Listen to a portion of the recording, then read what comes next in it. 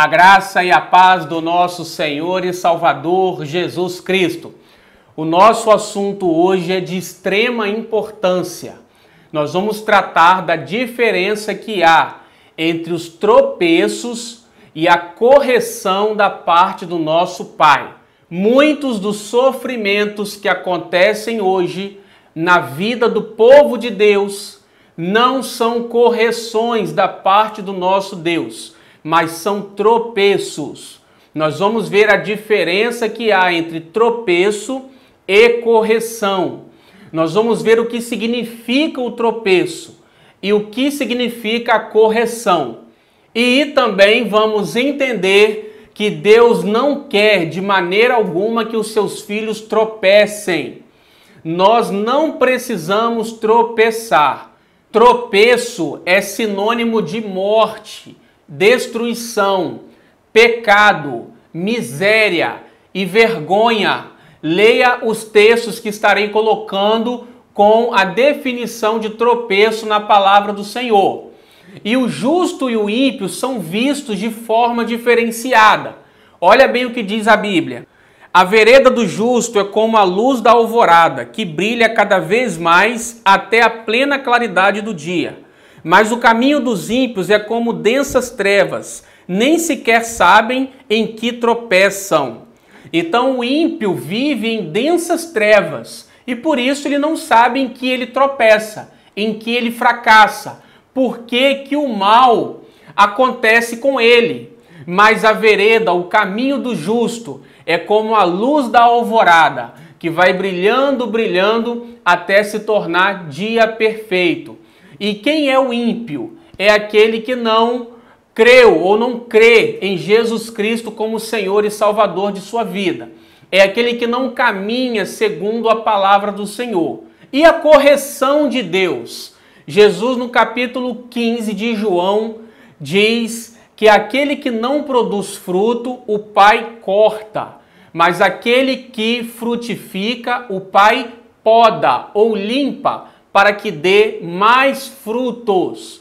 Então, esse limpar é a correção do Senhor, que Ele faz conosco, Ele nos corrige para que possamos frutificar ainda mais. Esse é o propósito da correção, não é para a nossa destruição. Também nós vemos em Hebreus, no capítulo 12, diz assim: pois eles nos corrigiam por pouco tempo, segundo melhor lhes parecia. Deus, porém, nos disciplina para aproveitamento, a fim de sermos participantes da sua santidade.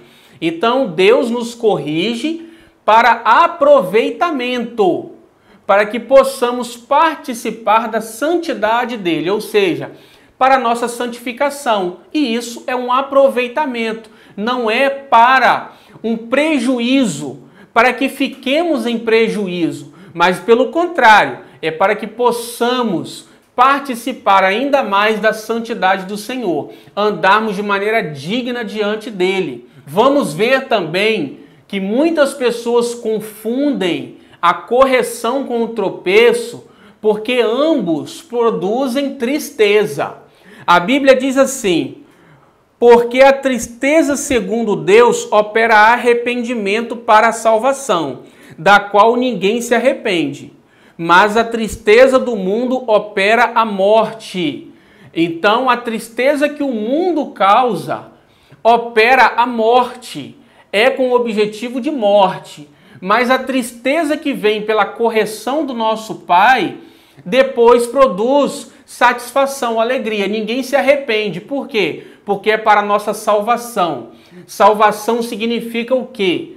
Cura, livramento, prosperidade, vida eterna. Isso é salvação. Também diz assim a palavra: toda disciplina com efeito no momento não parece ser motivo de alegria, mas de tristeza. Ao depois, entretanto, produz fruto pacífico aos que têm sido por ela exercitados, fruto de justiça. Pedro também diz: nisso exultais, embora no presente, por breve tempo, se necessário, sejais contristados por várias provações. Então o autor aos Hebreus diz que a disciplina, no primeiro momento, não produz alegria, produz tristeza. Mas depois, ele diz assim, ao depois, entretanto, ela produz fruto de justiça. Então a disciplina, a correção, ela tem um tempo determinado. Vimos Pedro dizendo aqui que se nesse presente tempo, ele diz assim, por breve tempo, se necessário vocês forem contristados com muitas provações, tenham muita alegria com isso. Então veja, se por um breve tempo, então a correção ela tem um tempo, como foi com Jó, como foi com José, ela não é para a nossa destruição, para uma morte prematura, ela não é para a nossa vergonha, não é para causar miséria em nossas vidas, mas ela por um tempo ela nos ensina algo, diferentemente do tropeço, que traz grande prejuízo para as nossas vidas. Agora, como não tropeçar? A Bíblia nos ensina como nós podemos não tropeçar. Diz assim a palavra, respondeu Jesus, não são 12 as horas do dia? Se alguém andar de dia não tropeça, porque vê a luz deste mundo. Mas se andar de noite tropeça, porque nele não há luz. Então aquele que recebeu a luz do mundo, que é o Senhor Jesus, não tropeça. Mas aquele que não tem a Cristo, não possui a luz de Deus no seu interior. E por isso ele tropeça, porque nele não há luz. Também diz assim, porque aos seus anjos dará ordens a teu respeito, para que te guardem em todos os teus caminhos. Eles te sustentarão nas suas mãos, para não tropeçares em alguma pedra. Judas também diz, ora, aquele que é poderoso para vos guardar de tropeços e para vos apresentar com exultação imaculados diante da sua glória. Então nós vimos que para não tropeçar, nós temos que primeiramente receber a Cristo como Senhor e Salvador das nossas vidas. Segundo, Salmo 91, são aqueles que habitam no esconderijo do Altíssimo, ou seja, que estão em Cristo, que estão em Deus e descansam na sombra do Todo-Poderoso, que confiam no Senhor, que descansam nele. Esses também terão os anjos de Deus ao seu redor, não permitindo que eles tropecem em alguma pedra. E também Judas disse que o nosso Pai é poderoso para nos guardar e não permitir que nós tropecemos. Então, quando nós estamos no Senhor, nós não precisamos tropeçar. Essa não é a vontade de Deus para nós. Olha o que diz mais. Por isso, irmãos, procurai com diligência cada vez maior confirmar a vossa vocação e eleição, porquanto, procedendo assim, não tropeçareis em tempo algum. O Senhor Jesus também disse, tenho-lhes dito tudo isso para que vocês não venham a tropeçar. Então, Pedro disse aqui que se nós fizermos o nosso chamado, a nossa vocação, cada vez mais firme, ou seja, o serviço, aquilo que Deus nos colocou em nossas mãos para fazermos na obra dele. Se nós obedecermos ao chamado do Senhor, nós jamais tropeçaremos em tempo algum. E o próprio Senhor Jesus também disse que ele nos ensinou essas coisas, a palavra dele, para que nós não venhamos a tropeçar. E volto a dizer, tropeço é uma morte prematura. Tropeço é miséria, é pecado, é vergonha, é destruição. E como mais nós podemos evitar os tropeços? Diz assim, no caminho da sabedoria te ensinei e pelas veredas da retidão te fiz andar. Em andando por elas não se embaraçarão os teus passos. Se correres, não tropeçarás. Retém a instrução e não alargues. Guarda-a, porque ela é a tua vida. Então, a instrução, o conhecimento da palavra, a sabedoria de Deus nos impedem de tropeçar. Quando nós conhecemos a palavra e passamos a saber qual é a vontade do nosso Pai para nós, nós não tropeçamos. Quando nós também pedimos por sabedoria, Ele nos dá. Tiago diz que aquele que tem falta de sabedoria, peça a Deus, que a todos dá. Peça, porém, com fé, não duvidando, porque aquele que duvida não pense que receberá alguma coisa do Senhor. E a Bíblia nos diz mais: os que amam a tua lei desfrutam paz, e nada há que os faça tropeçar. Porque todos tropeçamos em muitas coisas. Se alguém não tropeça no falar, é perfeito varão, capaz de refrear também todo o corpo. Então, em Salmo 119 diz que quem ama a palavra do Senhor desfruta de paz, e não há ninguém que faça essa pessoa tropeçar. Olha como amar a palavra de Deus nos impede, nos livra de tropeços. E Tiago aqui diz que todos nós tropeçamos em muitas coisas. Aqui nós temos que entender que Tiago está se referindo a um outro tipo de tropeço, que são as pequenas falhas que nós cometemos em nossa caminhada. E ele continua dizendo: se alguém não tropeça no falar, é perfeito varão, capaz de refrear também todo o corpo. Não tropeçar no falar, não falar demais. Então, nós temos que vigiar aquilo que sai das nossas bocas. Murmurações, maledicência, fofoca, tudo isso leva ao tropeço. Aquele que consegue guardar a sua língua não tropeça em coisa alguma. E o que gera o tropeço? Também a Bíblia nos ensina. Por quê? Porque não decorreu da fé, e sim como que das obras. Tropeçam na pedra de tropeço, como está escrito: eis que ponho em Sião uma pedra de tropeço e rocha de escândalo, e aquele que nela crê não será confundido. Também diz: ele vos será santuário, mas será pedra de tropeço e rocha de ofensa às duas casas de Israel, laço e armadilha aos moradores de Jerusalém. Aqui, esses textos estão se referindo à pessoa do Senhor Jesus Cristo. Ele é a pedra de tropeço. Eu já gravei um vídeo só sobre esse tema, que aqueles que não receberem a Jesus como Senhor e Salvador de suas vidas, tropeçarão, porque não reconheceram ou não reconhecerão a Cristo como Senhor das suas vidas. Esse tropeço aqui é a condenação eterna.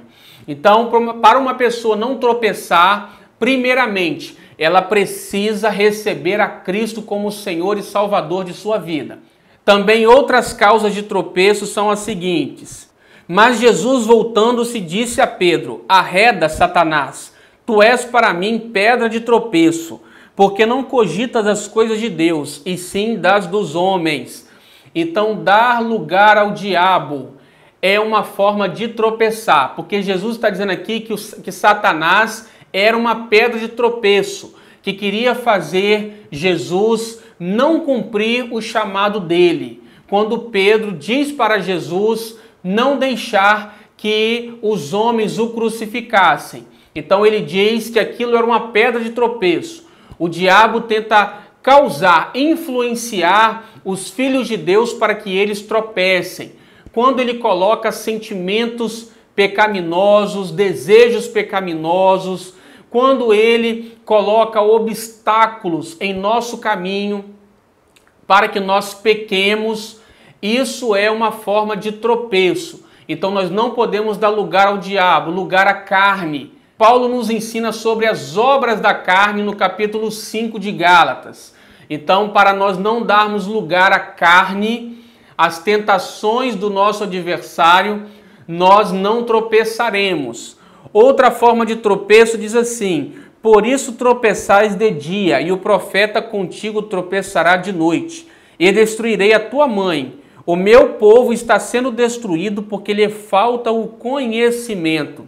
Então, a falta de conhecimento é um motivo de tropeço. Se nós não entendemos a vontade do Senhor, aquilo que a Bíblia nos ensina sobre o amor do Pai, a bondade dele, a fidelidade dele, e também não entendermos o temor do Senhor, nós tropeçaremos. Então, quanto mais nós conhecemos a palavra de Deus, meditando nela dia e noite, nós nos livramos, somos livrados dos tropeços. Outra forma de tropeçar são os maus exemplos. Diz assim a palavra: não se tornem motivo de tropeço, nem para judeus, nem para gregos, nem para a igreja de Deus. Aqui está se falando de um mau testemunho, de maus exemplos que pessoas dão para outras. Isso leva ao tropeço, à queda, à destruição, ao pecado, à miséria, à morte prematura, à vergonha. Então, o mau testemunho, o mau exemplo leva outras pessoas a tropeçarem. Também diz assim: por isso, irmãos, procurai com diligência cada vez maior confirmar a vossa vocação e eleição, porquanto procedendo assim, não tropeçareis em tempo algum. Novamente, o texto que eu li anteriormente, que diz que se nós não cumprirmos o nosso chamado, não produzirmos fruto, o Pai corta. Então Pedro está dizendo aqui que nós devemos cumprir o nosso chamado para não tropeçarmos.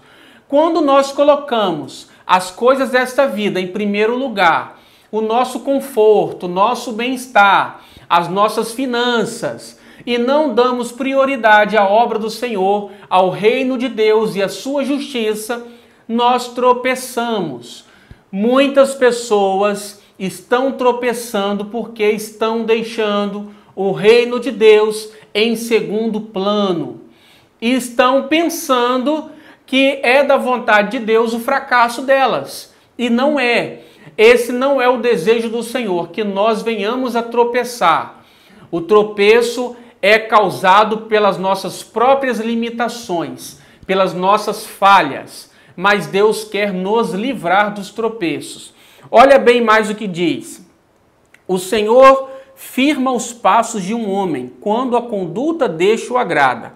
Ainda que tropece, não cairá, pois o Senhor o toma pela mão. Já fui jovem e agora sou velho, mas nunca vi o justo desamparado, nem seus filhos mendigando o pão. Deus, ainda que, porventura, venhamos a tropeçar, nós que amamos o Senhor, que guardamos a sua palavra e obedecemos à vontade dele, ele está dizendo aqui que ainda que tropecemos, ele não permitirá que fiquemos prostrados, ele nos levantará. Diz assim: pois ainda que o justo caia 7 vezes, tornará a erguer-se, mas os ímpios são arrastados pela calamidade. Novamente aqui uma diferença entre o ímpio e o filho de Deus. O ímpio será arrastado pela calamidade, mas os filhos de Deus, ele está dizendo, ainda que o justo tropece 7 vezes, Deus tornará a erguê-lo, porque ele nos ama. Então olha a misericórdia do Senhor. Mesmo que você talvez tenha tropeçado, falhado em alguma coisa, em alguma área da sua vida, a Bíblia está dizendo que Deus está pronto para te levantar. Quando nós nos arrependemos, nós reconhecemos as nossas faltas, Deus está pronto a nos perdoar e a nos levantar, porque Ele é um Deus de amor. Temos que entender qual é a vontade do nosso Pai. Não podemos achar que as derrotas, as frustrações, as decepções que nós sofremos vêm da vontade de Deus, não vêm. Mas Deus diz que Deus não nos permite ser provados além do que podemos suportar. Antes, com a provação, Ele nos dá o escape. Então a diferença é que a provação, a correção, ela tem um escape. Ela não chega a produzir para nós uma derrota, não chega a trazer prejuízos irreparáveis, mas ela traz para nós um benefício, um crescimento. Mas se todavia nós tropeçarmos, a Bíblia diz que Deus está pronto para nos erguer. Desta forma, confie no seu Pai, no amor que Ele tem por você, porque Ele está pronto a te livrar dos tropeços e a guardar a sua vida. Deus te abençoe. Até o nosso próximo vídeo. Amém.